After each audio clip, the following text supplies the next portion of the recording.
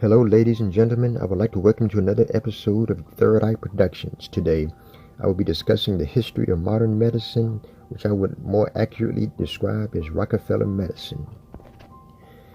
And I will also be discussing an article where a ghostwriter admits that these articles are deceptively legitimized by the establishment into making the public fall for it hook, line, and sinker, and much, much more. So let's get started. The title of this article is Rockefeller Wiped Out Natural Cures to Create Big Pharma. You thought big oil was bad, but the Rockefeller family also set the stage for big pharma destroying natural cures in the process. Author Chris Cantillon was written an amazing article on the Rockefeller family undermined modern society in countless ways. But what most do not realize is how much he wiped out natural cures. The family name has been linked to the suppression of natural medicine to found big pharmaceutical companies and make big money.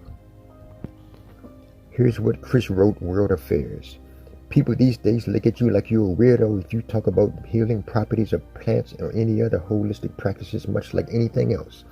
There's a lot of politics and money behind the modern medicine system. It all starts with John D. Rockefeller in 1839 to 1937. Who was the oil magnate and robber baron of America's first billionaire and a natural-born monopolist. By the turn of the 20th century, he controlled 90% of the oil refineries in the U.S. through his oil company Standard Oil, which was later broken up into Chevron, Exxon, and Mobil, etc. Which is exactly true. A monopolist system can never be fair, it can never be equal, just like the game of Monopoly itself, if you ever played it, which I did. We should always have somebody that will have most of the money at the end of the game, and everybody else will be broke, poor, and struggling. At the same time, around 1900, scientists discovered the petrochemicals and the ability to create all kinds of chemicals from oil. For example, the plastic called Bakelite was made from an oil in 1907. Scientists were discovering various vitamins and guessed what many pharmaceutical drugs could be made from oil. This was a wonderful opportunity to Rockefeller, who saw the ability to monopolize the oil, chemical, and the medical industries all at the same time. The best thing about petrochemicals was that everything could be patented and sold for high profits. But there was one problem with Rockefeller's plan for medical industry, and natural herbal medicines were very popular in America at that time. Almost half the doctors in the medical colleges in the U.S. were practicing holistic medicine using knowledge from Europe and Native Americans. Rockefeller, the monopolist, had to figure out a way to get rid of the biggest competition, so he used the classic strategy of problem reaction solution. That created the problem and scared the people, then offered a pre-planned solution similar to the Terrorism Scare Act and the Patriot Act and all those kind of things. You know, I learned a long time ago that some historians that in order to understand the present, you need to understand the history. In order to give an accurate analysis of current events, you have to examine it more broadly rather than one-dimensionally. Let's continue with the article. He went to his buddy Andrew Carnegie, from another plutocrat who made big money from monopolizing the steel industry, who devised a scheme from the prestigious Carnegie Foundation. They sent a man named Abram Flexner, who traveled around the country and report the status of all medical colleges and hospitals around the country. This led to the Flexner Report, which gave birth to the modern medicine as we know it today. Needless to say, the report talked about the need for revamping and centralizing our medical institutions. Based on the report, more than half of the medical colleges were soon closed. So we can clearly see modern medicine is not only practiced around the world, wasn't because it was the safest and most effective medicine. It almost make you wonder how people are not really all that current on the history. Now let's continue. Homeopathically, natural medicines were mocked and demonized, and doctors were even jailed.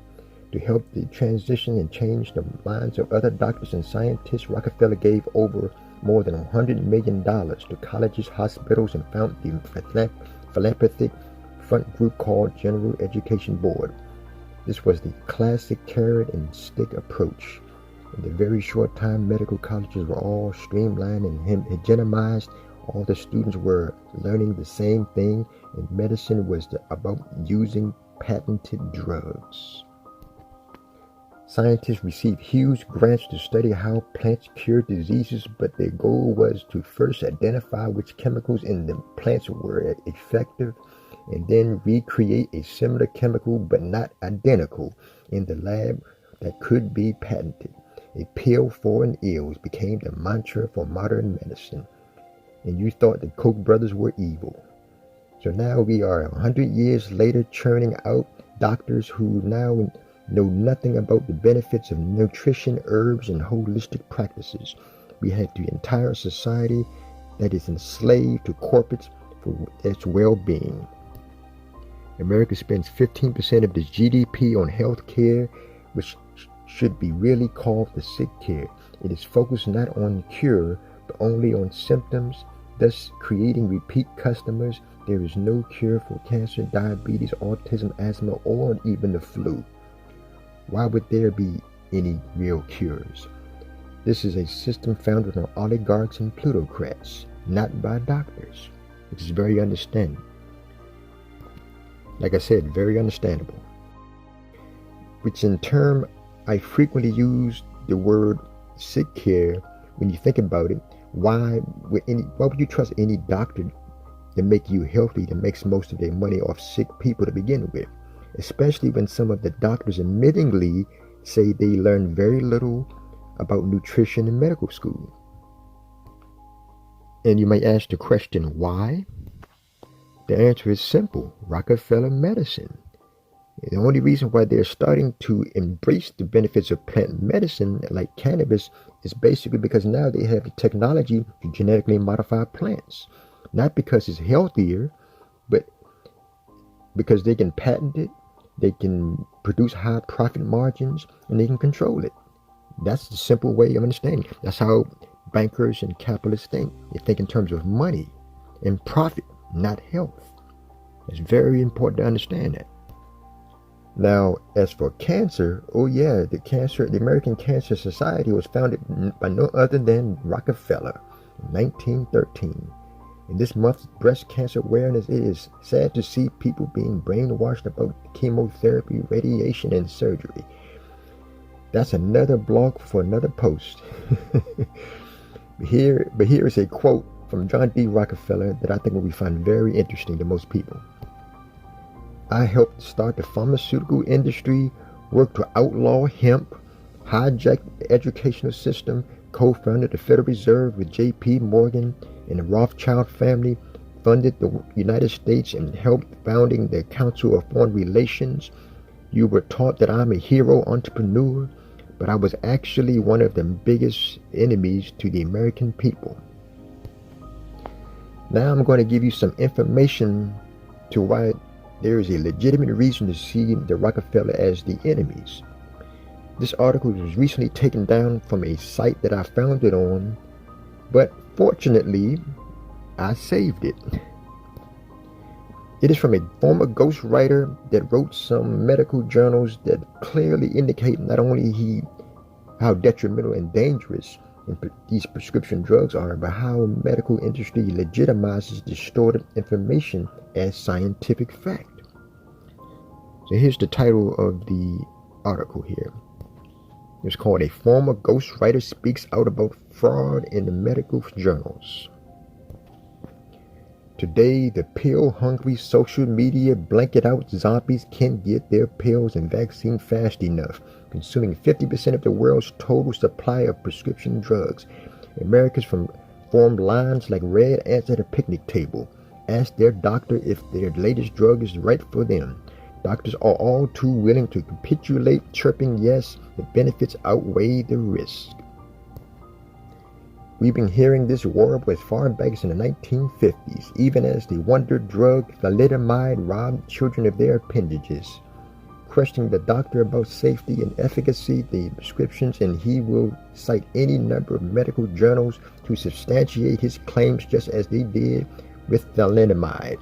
When telling these pregnant women it was the safest drug of all time, and no doubt the piece of scientific writing would be dripping with this drug benefits and bone dry of his reported side effects.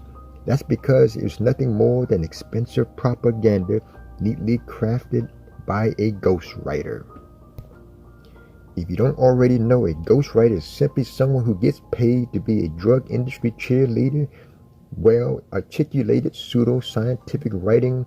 Once the final is edited by Big Pharma, a top physician opinion leader is paid to sign this author, even though they never researched the topic or placed a finger on the keyboard. Polished and spit shine, it's published in prestigious medical journals like the New England Journal of Medicine or the Journal at the American Medical Society, to sway doctors into prescribing the industry driblets of poison. Ultimately, ghostwriting does more than sell drugs. It's a tool by the scientists, doctors, and politicians to sell the myth of Western medicine. The supreme manipulator, always working to coax the American public into believing that the prescription drugs descended from heaven for all the lucky few who can afford the courtesy of their insurance policy. It is a perfect crime. In addition to the thalidomide tragedy, ghostwriting has successfully got doctors hooked on children under the 2 of the age on psych meds, made grown men fear cholesterol, addicted the injured to elderly opiates, shoved blood pressure pills down the throats of anyone under 30 years old, swindled college kids into swallowing ADHD meds as a socially accepted study habit, and much, much more. In my years of research, I found that people that are not all that health conscious are generally the people that are more easily deceived into believing everything the medical industry says. And the people that are less likely to believe and trust the medical industry are the ones that have had bad experiences or are more health conscious and had success using alternative medicine. That's been my experience.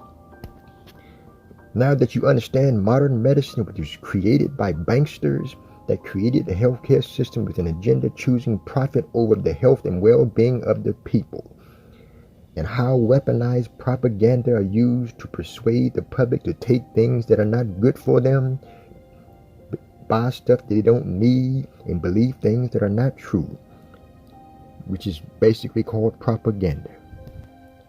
Now, if you want to watch the extended version of this episode of Rockefeller or the history of modern medicine, and I'm going to be sharing a story of a lady that's been damaged by a drug called thalidomide that was originally considered to be safe until the medical establishment started getting reports all over the world of babies being born with missing, deformed limbs.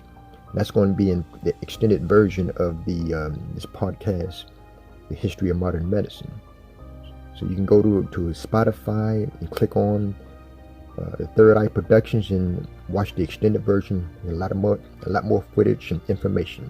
So thank you, and see you on the next podcast.